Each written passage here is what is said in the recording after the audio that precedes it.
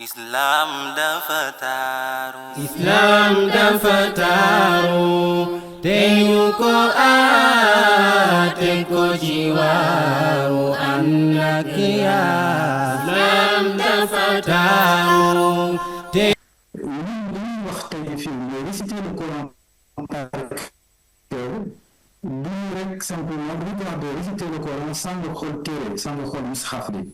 mais dafay signifier également avoir un cœur présent cœur bu toroxlu cœur bu éveillé ba pare ubbeeku à la guidance d'Allah subhanahu wa ta'ala. Et c'est autour de cette idée simple mais essentielle que je voudrais organiser mon propos. Moi, la mémorisation du Coran n'est pas seulement un exercice de mémoire. Même vous faites les dinatures après. Mais c'est une école de présence, de discipline, de compréhension et de transformation. Sama taxawaay tey ci seen kanam à travers l'internet aujourd'hui mooy taxawaayu benn voyageur boo xam ni atteindre une destination fu mu jëm mais qui a connu suffisamment de difficultés et d'expérience dans le chemin ba mën a tirer un enseignement à partir du recul bu ñu jël ci sa propre pratique de mémorisation et de récitation du Coran pour ñu ci def benn synthèse boo xam ni bu pratique la lu ñu mën a waxtaanee lu ñu mën a partager ensemble donc damay sàkku ci yéen yéen ñaanal mu borom bi rek mën a yegg fa ma jëm ci sama voyage bi mu ànd ak ngërëmal borom léegi balaa nga tari alxuraan tari bu jaar yoon comme on dit il faut évidemment bien le mémoriser. Mais bien mémoriser l'Alcoran ne signifie pas seulement répéter mécaniquement ce que les versets, jusqu'à ce que les versets entrent dans la mémoire. La mémorisation du Coran mobilise plusieurs facultés. Comme d'ailleurs, dans les matières il y a la parole, il y a l'écoute, il y a la vue, il y a l'intelligence, on a beaucoup parlé de cœur. Il y a l'attention et également yaramu doomu aadama lu tax may wax loolu parce que yàlla moo gën a xam suñu bopp waaye science dafa gis ni surtout les sciences cognitives dañu leen ni amul dara loo xam ni dafay constituer ce qu'on appelle l'intelligence wala xam-xam wala xarañteefu doomu aadama lu dul dafa jaar ci organe des sens d'abord. Donc foofu la ñuy commencer comprendre que pour bien mémoriser, pour bien apprendre, il faut que nous qui devons mobiliser le maximum possible de ses sens pour que l'information bi nga xam ne moom la jéem a dugal ci biir xolam ci biir xelam ci biir yaramam ñu des ñu ko di fàttaliku. li ñu njëkk a wax tey mooy que ñu réciter le Coran c'est une expérience totale de l'être humain. Le Coran donc ci boppam moom moo ñu wan que la réception de la parole divine n'est pas seulement intellectuelle ou verbale mais elle engage toute la personne humaine. Ci suratul Araf bu ñu wut sukkandikukaay fu ñu sukkandiku di ngeen dégg borom bi subhanahu wa taala muy wax lahum qulubun laa yafqahuuna biha dañoo am ay xol waaye dañu settantal dañoo am ils ont des yeux avec lesquels ils ne voient pas. Ils ont des oreilles avec lesquelles ils n'entendent pas. Yàlla nag yokk ci ñu mel ni ay bàyyi na ulaa'ika kal an'aam yées sax même bal adall ulaa'ika humul ghaafiluun même plus égarés encore ceux-là sont des insouciants. Li ñu aaya boobu di jàngal mooy dafay établir un lien profond entre les organes sensoriels ak xolu doomu aadama. Nit bu jëfandikoowul organe bu ko yàlla may ca anam ba mu gënee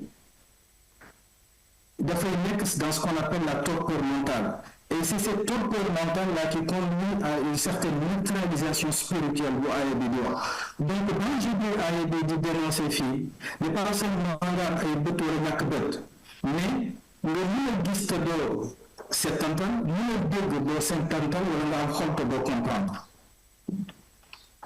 Ci suuratu Zumar également bu ñu ñëw di wut ay dalil yàlla ñu ngi décrire benn dimension de cette réception du Coran. Allah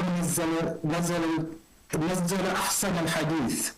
كتابا متشابها مثاني تقشعر منه جلود الذين يخشون ربهم ثم تلين جلودهم وقلوبهم إلى ذكر الله. yàlla moom mu wàcce gën ci récit yi livre boo xam ni dafa bëri ay parties yoo xam ni dañuy nuroo ba pare di répété wu yaramu doomu aadama wala doomu aadama di ci raf-rafi bu ñu tuddee seen borom waaye ci loolu ak ginnaaw loolu la ci seen xol yi ak seen yaram yi di am ak dal ci tudd borom bi fii bi fiy dégg mooy que la récitation du Coran produit un effet qui traverse le corps humain mooy la peau frémit yaram bi raf-rafi wala sa yaram di daw bi loolu dafay yóbbu doomu aadama après mu am ak dal ci biir xolam la parole d'Allah dafay toucher l'être humain dans toutes ses dimensions ñu déggee ñu gisee ñu yëgee ñu yaram bi di laal li yaram bi di réagir intelligence bi nga xam ne moo nekk ci biir xol bi ak ni cœur bi di dale li tax may rappeler yooyu aaya yi dafa ñu dañu bëgg rek que ñu comprendre que ni déjà alxuraan waxoon nañu li science trouvé que ni boo bëggee mémoriser bu baax muy nekk mémorisation bu dëgër nga mën di ko fàttali ko ëllëg il faut que nga jéem a utiliser au maximum l'essence yi nga xam ne moom la ñu yàlla di jox et c'est ça qui crée une véritable multimodalité spirituelle dans la relation au Coran. Entendre, voir, répéter, comprendre, ressentir, s'apaiser pour se transformer. C'est la finalité de l'apprentissage du Coran. On mobilise ainsi toutes les formes d'intelligence. Donc, damay considérer, dama ko yàgg wax sama bopp te de daanaa ko wax ay nit que les génies les plus accomplis ce sont les gens qui ont mémorisé le Coran, qui l'enseignent et qui vivent le Coran. loolu mooy beneen déggin bi ñuy am ci xadis bi Yonent bi sallallahu alayhi wa sallam di wax naan xayrukum man ta'allama al-Qur'an wa 'allama bu rek gën ci pay ba mu am fa yàlla wala gën ci dayo ba mu am ci nit ka mais en fait mooy ki nga xam ne moo gën a muus parce qu'il aura su mobiliser les 9 intelligences ñu doomu aadama ak yëpp. Donc on est dans le cadre d'une multimodalité sensorielle et d'une multimodalité spirituelle. ginnaaw loolu dañuy xool léegi nan la mémoire doomu aadama di fonctionner pour bu fekkee ni utiliser nañ ko de manière naturelle selon le fonctionnement naturel et biologique du cerveau nan la ñu mën a faciliter ou améliorer ou optimiser la mémorisation du Coran. La finalité de tout apprentissage mooy de faire passer l'information que nous recevons à travers nos sens dans ce qu'on appelle la mémoire à long terme. Parce que lépp loo xam ne fexe nañu ba mu yegg ci mémoire à long terme dafay des dootul fa deñ waaye nag mën nañu am des difficultés d'y accéder dinaa ci ñëw après ñu fàtte ñu yëpp dinaa ci ñëw léegi ñi nga xam ne ba nga koy jàng da nga fexe ba mu inscrire ko de manière profonde en toi. C'est-à-dire que tu as utilisé plusieurs facultés à la fois loolu moo ëpp chance nga mën ko dugal ci biir mu des te loolu di ko fàttaliku ci anam bi mu gën wala mu gën a woon ëllëg. Donc pour mémoriser efficacement il faut comprendre qu'il y a 4 principes de base de fonctionnement du cerveau humain yoo xam ne suñu ko xamee di ko jëfandikoo dinañu yombal suñu njàngin te ginnaaw bi dinañ xool lan la ko les foyers traditionnels de mémorisation du Coran di utiliser. benn bi mooy association moom la ñuy wax ci daara gi tàkk nous mémorisons une information nouvelle une information nouvelle su fekkee ni dañ ko takk ak loo xam ne xam nañ ko ba pare wala lu existé ba pare c'est-à-dire li ñu bëgg wax ni pour mieux mémoriser muy alxuraan wala muy beneen matière bu ñu ci doon il faut d'abord comprendre te comprendre mooy lier une information nouvelle à des connaissances qui sont déjà présentes dans la mémoire loolu moo tax ñu waa bu ñu waxee benn affaire ne ñu ngi fi woon suñu waxee ñu mën a comprendre bu ñu posé question nga mën a tontu loolu moom mooy association te le cerveau de manière naturelle noonu lay fonctionner le cerveau n'est pas destiné à enregistrer des informations de manière isolée c'est toujours en lien à quelque chose qui existe déjà ñaareel bi mu mooy imagerie mu ne gis sous forme d'image wala mën a communiquer avec ce cerveau avec des images doomu aadama buy gént wala en des occasions dans la journée xëy na duñ ci prêter attention quand le cerveau nous parle, c'est toujours des images. Li ngay gént di ko mën a nettali soo yow parce que da ngay replonger waat ci biir rêve bi di gis la nga géntoon sous forme d'image ou de film mental nga koy toog di ko nettali. Loolu la xel di communiquer doomu aadama bu fekkee ne dafa bëgg léegi communiquer ak xelam ci anam ba mu gënee pour mu mën gaaw comprendre ko téye ko dafay utiliser le langage du cerveau qui est l'image. Donc les images mentales on a vu qu'elles se retiennent beaucoup plus facilement que les idées abstraites. Loolu moom moo tax yenn saa yi boo jàng alxuraan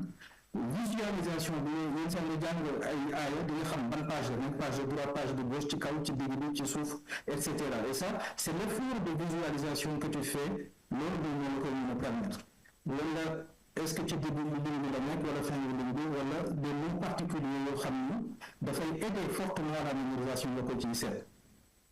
waaye quand c'est possible et je pense que bu ñu jël alxuraan comme matière première pour mémorisation c'est très possible. En tout cas je l'utilise beaucoup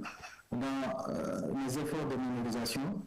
Visualisation bi dafa war a aller plus loin dafa war a nekk une construction d'images mentales très fortes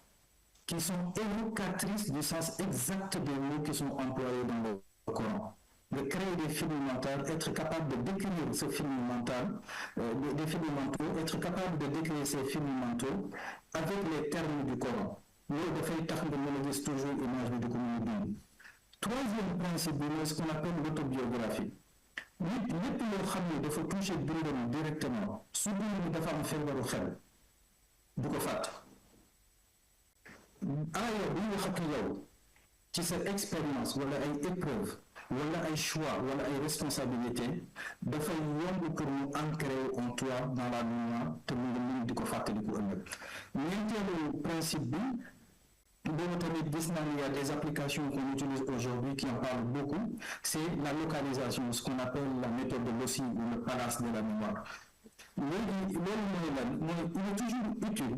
de identifier mentalement ay bërëb yoo xam ne dañ fay déposer ay informations à mémoriser. Mu nekk une page, une ligne, un passage, benn ay problématique wala même une scène mentale yoo xam ne ñu koy créer. Léegi parce que doomu aadama xelam wala mémoire boobu dafa bëgg ay repères.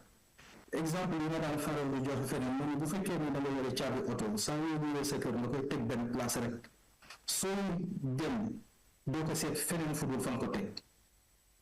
Soo xëyee su fekkee ni télé bi ci sa saal la nekk ci sa biir néeg boo bëggee seetaan télé doo doon feneen fu dul ci saal bi xam nga ni foofu la moom loolu bu demee ba ancré wu même bu fekkee ni verset yi ñuy jàng dañ ko jëlee moom di nga xam exactement ban verset moo topp ci ban verset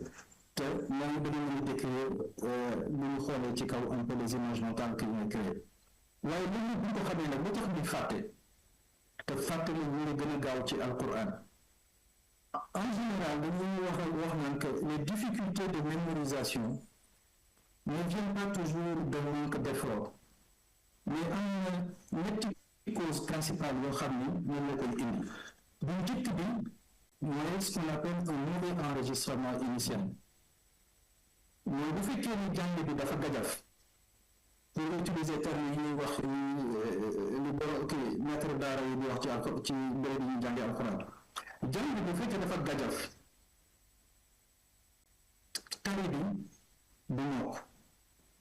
Il faut que la mémoire dafay fonctionner comme un jeu de construction et de reconstruction.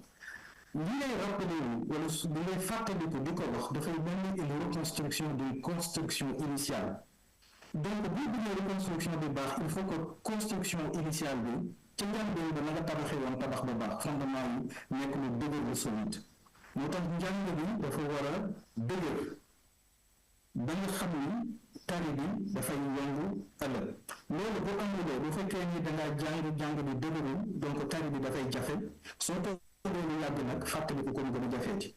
Ñaareel bi mooy li mu mujjee wax léegi mooy le temps et l'absence de révision. Dañuy li nga xam ni dañ cee gëj a accéder danga koy fàtte. Information yi nga xam ne dafa dugg ci suñu biir mémoire ci xelu doomu aadama dafay mel ni loo def ci benn bërëb boo xam ni bu la neexee nga dem fa soo fay dem bis bu nekk yoon bi dafay yomb tuddoo réer wala yoon boo xam ne dañ koy faral di fréquenter xam nga du am ay ñax mais yow boo xam ne kenn du ko fréquenté ba nawet fekk ko fa ñax ñu na fa sax mën nga dem sax ba doo xamante ni fii yoon la te loolu muy indi par exemple bu ñu gëjee ci alxuraan bu ñu gëjee ci nafar ñu bëri ñu koy fàtte bu fekkee ni jàng nga dëgërul bu fekkee ni dañoo gëj ci alxuraan wala gëj ca lañu war a jàng bu c'est naturel que bu ñu bëggee fàtte ñu koy bëgg a tari ñuy am ay problème ñetteel bi mooy sànq professeur Mboup wax na ko muy le stress en fait le stress il est générateur d'émotions négatives te émotion négative lu muy def ci doomu aadama mooy dafay tëj buntu mémoire stress nag fépp fu mu ci jógee mu ci coono il m'est arrivé à plusieurs reprises man ak sama chef parce que samedi ci guddi dañuy toog pour ñu jàng di nafar li ñuy nafar dafay bëri au début dañu nafar ba ci guddi gi dañuy nafar ñaari jus ak genn wàll léegi yenn saa xam naa ne mënatuma ko xam naa dama jëm mag ak coono bi dañuy nafar ak ñetti jus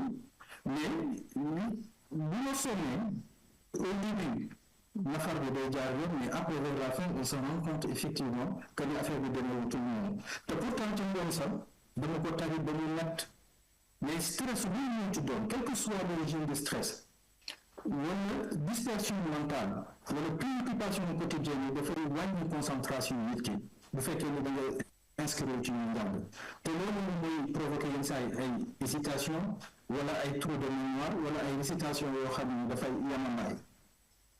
loolu liñ ci dégg di ci jàng mooy la mémorisation demande un état intérieur favorable ça demande du calme de la présence telle dal yenn saa yi sax am ak ñu waxeeti sakina am une présence dallu am intention ba pare li ngay def nga régulier ci intention bu ñu koy commencé am na déggin bu ñuy faral di am ci xadis bi wax naan innamal a'maalu binniyaat yàlla yéene lay fay waaye tamit beneen bi ñëw dañoo jàngkat yi ndekete intention mooy ordre bi nit di jox cerveau pour mu mobiliser tous les ressources internes pour mun a agir donc di jiite yéene su nga seetlu ko dafay yombal ak njàng ñi nga xam ne dañuy faj sax dañ koy faral di wax bu fekkee ni dangaa gëm ni garab bi dalay faj à 50% da lay faj mu bu fekkee ni garab bi ndox la tudd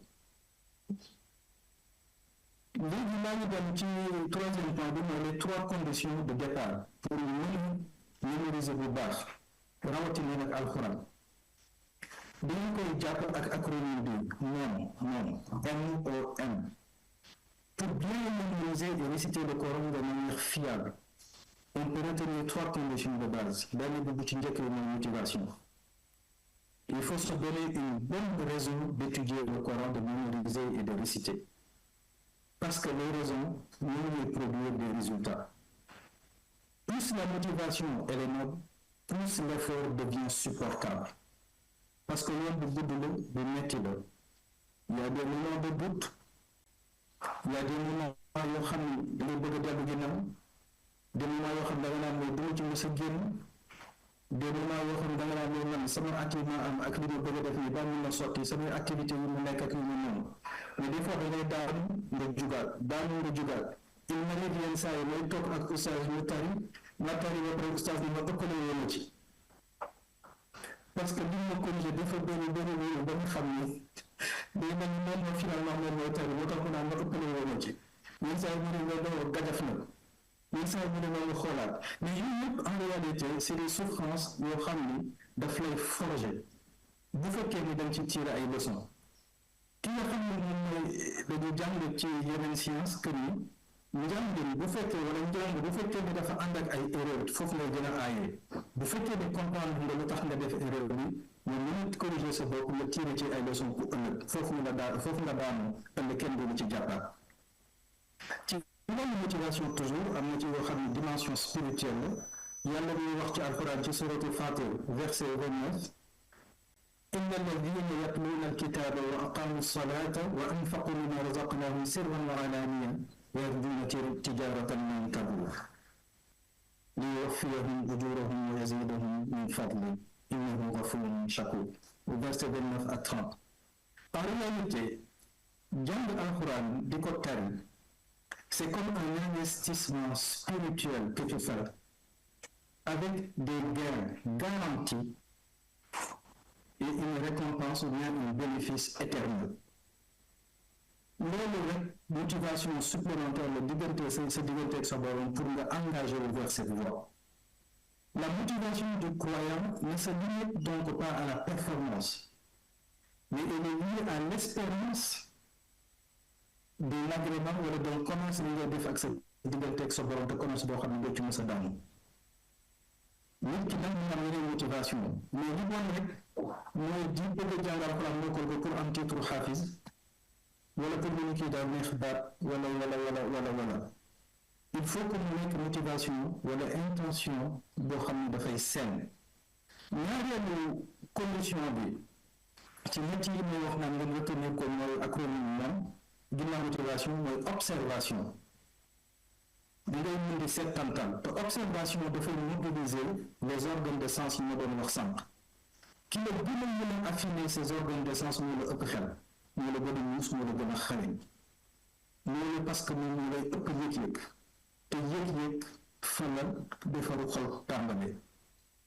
L'apprenant doit être présent à ce qu'il fait ba pare di teewlu dafa war di déglu di xool mën a xam ne ràññee di réciter ñu koy corriger ñu dellusiwaat ba pare il doit rester conscient de son effort et de son travail. La concentration ici est une forme de respect même envers la parole d'Allah subhanahu wa ta'ala. ñetteelu condition bi mooy la méthode mooy ñaareelu M bi wax nañu motivation mais observation beneen mooy méthode. jàngin boo xam ne amuloo méthode amuloo yoon da ngay sonn ci yoon bi mën nga def effort yu bëri te résultat bu tuuti ngay am te li gën a yéene ci njàng te dañ koy gis sax même ci dans la pédagogie de façon générale quand on a introduit la notion de programmation neurolinguistique dans la pédagogie ou dans l'apprentissage on s'est rendu compte que ni apprenant yi gën a performant mooy ñi nga xam ne dañoo am yoon te seen yoon bi mooy bu ñu joxee du ñu war a jàng dañ koy settantal dans d'autres termes on va dire apprentissage wala lecture active mooy li nga xam ne lu ëpp ci njàngin bi du ci matériaux bi ngay jàngee wala lu ngay wax mais yow yaa koy defal sa bopp effort boobu. ñaareel bi mooy loolu ñuy jàng wala bu fekkee problème la dañ koy résoudre ci seen xel ba pare. dañu jàpp ni léegi ni c'est bien ñu koy doog a bind sama doom def na doon wax sama taw bi def na doon wax ni ma Einstein noonu la doon defee devoir mais nag boo amee devoir une heure de temps 30 minutes yëpp dafay résoudre problème bi dans sa tête wala 40 minutes ñu njëkk yi 20 minutes lay toog di bind te man bi ñu nekkee terminal bokk naa ak kenn koo xam ne ñoo bokkoon classe bokku baax maa ngi def série C nga xam ne dafa exigeant ci mathématiques ak science physique bu ñu daan def devoir PC wala devoir mathématique li ma mënul ci ñun boo leen jéendee daf lay perturber parce que loolu da ngay commencer di bind ci brouillon di analyse des fois ngay gome yenn saa yi ngay reprendre exercice moom day seex bind rek da koy seex ñu leen toog devoir 2 heures de temps 30 minutes waaju di bind bu commencer bind du tegul bigam te day gis rature ci lu mu bind devoir bu ñëwee moom laa mos a gis ma dund ko yenn saa dama koy dégg ci yenn dëkk yi mais moom mos a dégg bi nga xam ne def nañu série C wala mooy S1 tey xam ne dinañ xam ba tamit mais mos a am 20 sur 20 en mathématique te loolu dafa jafe parce que bu da nga ñàkk a trouver mais dafa exigeant ba nga xam ne waa ji daf koy am il avait une méthode qui allait dans tous les qui réussissait dans tous les cas dans tous les coups. boo leen àndee ensemble ñu jàng ngeen di toj ay exercices tu te rends compte qu'il a les mêmes difficultés que toi dafay réfléchir di fausser di ñëwaat ngeen di def ñuy dem nga koy corriger ngay dem ñu lay corriger vous avez les mêmes problèmes vous avez les mêmes performances mais bis boo leen toogee di def devoir rek mu fetal donc nit dafa war a am méthode te loolu moo tax aujourd'hui suñuy xool les plus grands performeurs en matière de mémorisation de Coran ce sont les gens qui sont issus dans les foyers d'apprentissage du Coran. léegi dañuy ñëw ci beneen point bi mooy quels sont les grands principes de mémorisation fiable. incha allah problème xam naa ñu dañuy sukkandiku foofa ci sama expérience bopp Senghane. sama xam-xam boobu ak ay recherche yu ma def mooy gën a leen tradition de mémorisation du Coran même bu fekkee ni yenn saa yi dafa am ay wuute tuuti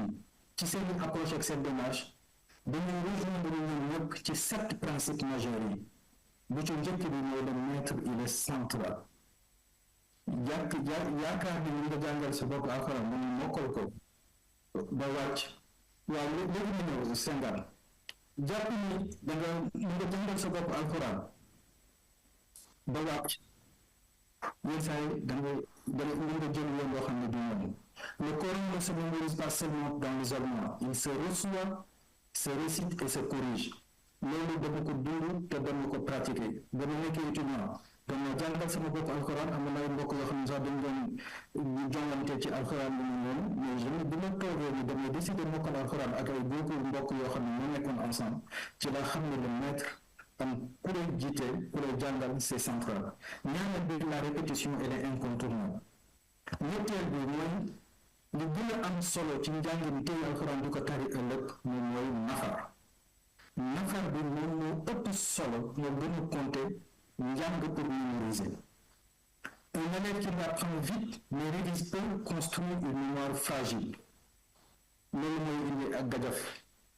la récitation orale elle est obligatoire alxuraan du lecture silencieuse juróomeel bi mooy le rythme quotidien est plus efficace que l'effort irrégulier la constance est plus importante que l'intensité ponctuelle juróom-benneel bi mooy la mémorisation doit être liée au sens particulièrement mag mi bu fekkee ni ñun ñuy jàng comprendre aide à retenir et surtout à être transformé bu ñu ko fàttali juróom-ñaareel bi mooy que le comportement et la finalité alxuraan dafa am jeexital ci doomu aadama bi bu fekkee ni dimension mémorisation la foofu c'est le principe ou le fondement de l'autobiographie beaucoup plus qui entre en jeu Coran dafay am jeexital ci doomu aadama bi ci làmmiñam ci ay jëfam ci jikkoom ak décision yi ñuy jël léegi quelles sont les grandes méthodes de mémorisation de Coran bi ma defoon ci sama recherche yi ak li ma gis mooy ñu ngi ko diviser par exemple ci juróom ba juróom benn bu njëkk bi mooy comme en Afrique de l'Ouest fii ñuy jàngee ñi nga xam ne dañoo jàng yëpp ci daara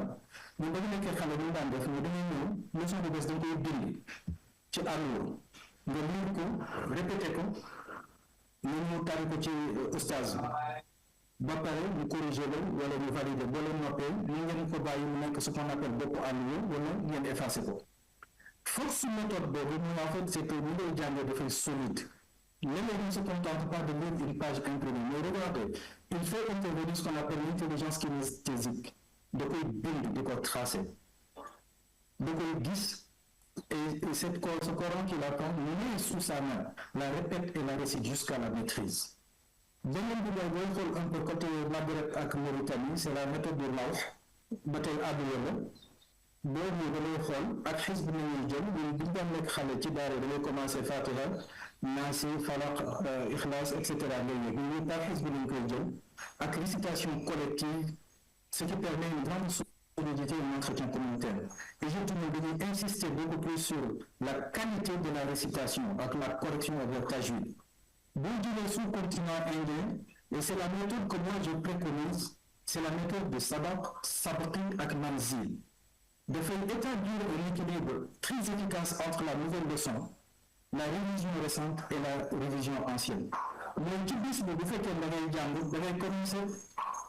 il y a la nouvelle leçon que tu apprends elle peut être travaillée le matin quand l'esprit est encore frais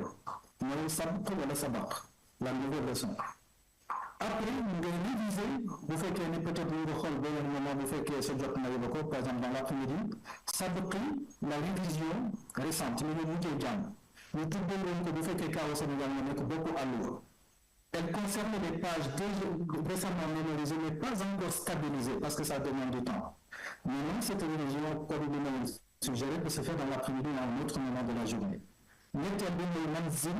c'est la révision ancienne moom la ñu tuddee chez Nafa elle concerne les parties yi nga xam ne jàng ko ba pare consolider ko mais souvent par juz'u dafay lay permettre nga bañ a fàtte yi nga jàngoon téewoon ko mu bañ a dem au fil du temps beneen variante bi mooy nga boole sabaq ak sabqi bi dans une même séance nga commencer par bopp àlluwa bi nafar di nga jàng tonu bees nga jàng leçon bu bees bi après à un autre moment nga doog a jël manzil bi mooy nafar. L'idée ici est d'avoir des créneaux fixes. Même cours, ces créneaux deviennent puissants lorsqu'ils sont stables. La pratique quotidienne que je vous suggère, vous faites que vous devez le jàng al-Qur'an. Modeste, le monde de Kofat le coup. Il reste entendu que nous communiquons de forme. Bonne méthode, mais efficace. Il peut y avoir plusieurs méthodes, mais vous devez essayer de trouver ça. Mais yoon bi nga xam ne moom laa trouvé sama bopp te sukkandiku ci xam-xam yu jàng alxuraan ci suñu daara yi ak sama oustaz ak sama recherche yi def sukkandiku également ci les sciences cognitives mooy une démarche en 10 étapes bu ci njëkk bi mooy dangay commencer toujours par une intention pure innamal a'maalu bin-niyyaat ñu leen doon wax sànq. Ñaareel bi se placer dans un endroit qui favorise la concentration, le calme physique et le calme mental. C'est bu boobaa ngay mën a actionner ce qu'on appelle le canal de l'apprentissage, c'est les ondes alpha. Li nga mën a jàng c'est cet état mental qui te permet de pouvoir apprendre et stocker de grandes quantités d'informations ou de pouvoir se le rappeler plus tard. Ñu dal.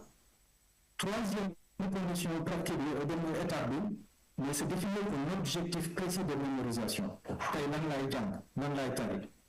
Ñeenteel bi mooy nga diviser leçon bi ngay jàng en plusieurs parties. Mu ngi nekk verset par verset wala xaaju verset wala groupe de verset yooyu ay xool boo ko gën a jekkoo. Cinquième étape bi mooy lire attentivement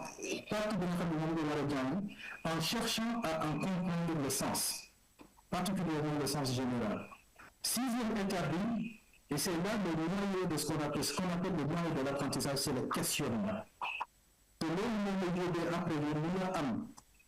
ay leçons yooyu tiré ci njàngin bi mën a am jeexital ci sa dundu doomu aadama. C'est questionner le passage yi ngay jàng lan la aaya bi di wax à qui il s'adresse ban enseignement laa ci mën a tiré quel est le mot central après nan laa ko mën a utiliser ci sama dund nan la mën a jeexital ci sama dund. Septième étape bi mooy visualiser la partie à mémoriser. Ñu nekk comme ni ñu ko waxee woon de manière assez primaire emplacement bi ci page bi les mots particuliers structure verset bi début fin mais li may gën a jublu man ci visualisation c'est la création d'un film mental. Mosoon naa doon jàngale doon joxe ay cours wala di dimbalante ak ay mbokk ci nan la ñu mën a mémoriser benn page alxuraan ci 1 heure de temps même 30 minutes wala moins de 30 minutes. Mais benn waay daf ma doon wax ne ba ñu njëkkee def système de visualisation bi mu doon liggéey nee na ñu toute la journée image moo koy topp donc day nekk loo xam ne dafay nekk ci sa xel te boo ko bëggee fàttaliku tu recrées le film mental et tu décris. Huitième étape bi c'est la récitation mentale moom laa doon wax sànq ni noonu la ñu gis ne Einstein moom la doon def mais également en matière de pédagogique bu ñu xool ci programmation linguistique nee nañu noonu la ñu nga xam ni moo la mën a permettre nga def erreur corriger ko avant ngay commencer bind mooy résoudre le problème mentalement. Ici c'est réciter mentalement jusqu'à ce que tu sois convaincu que c'est bon. Huitième étape bi de commencer de réciter à haute voix et de corriger di adapter wu ba léegi ci 10e étape bi mooy répéter jusqu'à fluidité en combinant visualisation, compréhension et répétition. Damay insister ngeen baal ma xam naa ne temps bi ñu joxoon ñu ngi jeex léegi dama bëgg rek balaa ñuy génne balaa ñu pare rek insister ci nafar. Alxuraan li gën a jafe ci alxuraan mooy téye ko ñi nga xam ne dañuy jàng alxuraan ak ñu mokkal xam nañ ko. Sama oustaz dama mos a dëkk ak moom ay jamono yàgg na ça devait être à la fin des années 90 wala début 80 année 2000 dama ko daan gis ñu dëkk ensemble tous les jours dafa yow à 4h30 du matin maa ko gis mu ngi toog ci salle bi di jàng di nafar tous les jours que j'ai fait ñëw ne noonu lay téye alxuraan bi Yonent bi salaatu wasalaam ñu jàngal nañu entretenir régulièrement le Coran parce que ñu waat ci ki nga xam ni bakkanam ñu ci loxoom que il s'échappe plus vite que les charmes de leurs attaches. La révision doit être organisée. Il est recommandé de réciter quelques heures boo jàngee ba pare bu fekkee bëccëg la jàng na nga fexe ba balaa ngay tëdd nga réviser li nga jàng après nga réviser tous les jours ci première semaine bi boo weesoo loolu semaine bi ci toppaat ñu ngi ko def ñetti yoon ci semaine bi après une semaine plus tard nga jàng ko benn yoon 15 jours nga jàngaat ko benn yoon un mois nga jàngaat ko benn yoon mais boo demee ba jàpp ne mokk na ñu ngi fi bul toog benn weer boo xam ne nafaruloo ci li ngay def. Nous prévoirons également wax ay clés sur les difficultés de mémorisation de certains sourates wala de certains versets mais ce qui est important à retenir mooy que ni foofu lay jeexale mémoriser le Coran commence par une intention sincère puis se construit par une discipline quotidienne, une méthode stable, une répétition suffisante et une révision constante. Intention sincère, discipline quotidienne, méthode stable, répétition suffisante, révision constante. La mémorisation ou la récitation par cœur n'est pas une fin en soi. Il faut conduire à une récitation plus présente, à une compréhension plus profonde et à une prière plus vivante et un comportement plus conforme à la guidance d'Allah subhanahu wa ta'ala. La finalité est de passer du Coran mémorisé, retenu, au Coran vécu. Un Coran qui éclaire le cœur, qui discipline la langue, qui oriente les choix, qui purifie le caractère et rapproche d'Allah subhanahu wa ta'ala. Wa sallallahu ala nabiyyina Muhammadin wa ala alihi wa sahbihi wa sallam. Assalamu alaykum wa rahmatullah. Alhamdulillah, mashallah, alhamdulillah. Vraiment, le frère Sano, déglu nañ li ma wax ci professeur Souleymane wax ko ci imam Zakaria moom laay dellu waxaat ko ci frère Sano c'est-à-dire thème la yoo xam ne yu am solo la soo koy déglu da ngay am gêne ça pour dagg nit ki arrêté ko